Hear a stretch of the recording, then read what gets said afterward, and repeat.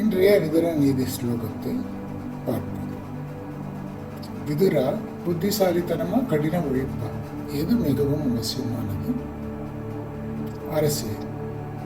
புத்தி சிரேஷ்டானி கர்மாணி பாகுமத்தியானி பாரத யானி ஜங்கா ஜகன்யானி பார பிரத்யவராணிச்ச. புத்தி சிரேஷ்டானி கர்மாணி, புத்தியை பயன்படுத்தி செய்யப்படும் செயல்கள் மிக உயர்ந்தவை. அதுதான் சிரேஷ்டானி கர்மானின்னு சொல்கிறாங்க. அதான் பெஸ்ட்ன்னு சொல்றாங்க. இவை குறைந்த முயற்சினால அதிக நன்மையை தரக்கூடியவை ஆகையினால. ரெண்டாவது பாகுமத்தியானி அப்படின்னு சொல்றாரு. பாரதான திருதராஷ்டிரை குறிக்கிறார்.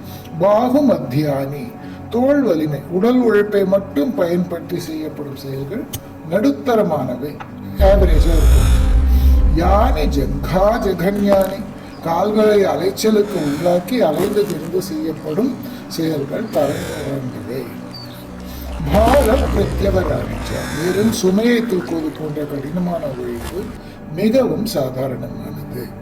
பெரியவா இந்த ஸ்லோகத்தில் உள்ள புத்தி மற்றும் உடல் உழைப்பு குறித்து ஒரு தெளிவான பார்வையை விளக்குவார்.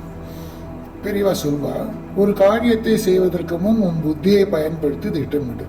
மாடு போல உழைப்பதை விட மதியை பயன்படுத்தி செய்தால் அது உனக்கும் பலன், பிறருக்கும் பலன். புத்தியை சரியா பயன்படுத்தாதவன் தான் அனாவசியமாக அலைந்து திரிவான். அதே மாதிரி உடல் வலிமை ஒரு கட்டத்தில் நம்ம குறைந்து போகலாம். ஆனால் புத்தி கூர்மை அடைய செயல்திறன் கூடும். ஒரு ஞானி ஒரு இடத்தில் அமர்ந்து கொண்டே உலகிற்கு நன்மை செய்ய முடியும். அதுதான் புத்தி சிரேஷ்ட கர்மா என்று அழைக்கப்படுகிறது. அதே மாதிரி எப்போதும் பரபரப்பாக ஓடிக்கொண்டிருப்பவன் பெரிய காரியத்தை செய்கிறான் என்று அர்த்தமே கிடையாது. அமைதியாக யோசித்து சரியான நேரத்தில் சரியானதை செய்பவனே உயர்ந்தவன் என்று பெரியவர் இந்த விஷயத்தில் கூறுவார். உழைப்பு அவசியம், ஆனால் அதை விட விவேகம் முக்கியம்.